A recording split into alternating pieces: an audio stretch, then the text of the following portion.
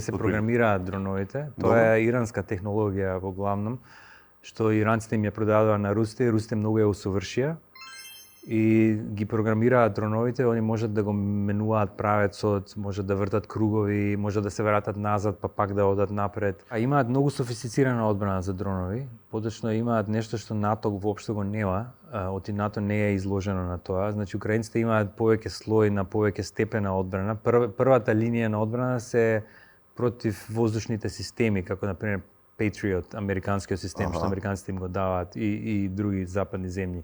Но тоа се користи само кога големи ракети се пуштаат. А за дроновите користат или помали дронови што ги ловат, или хеликоптери што ги гаѓаат со митралези. Хеликоптери кои човек ги вози? Да, хеликоптерите се дигаат, тоа русите исто го прават со украинските дронови. Се дигаат хеликоптерите и гаѓаат дроновите со Или користат помали дронови, тие ловци на дронови што се, или користат прости автомати, пушки, снајпери, шмајзери. Од доле? Да, како оние партизански филмови што сме ги гледале, тоа буквално се случува.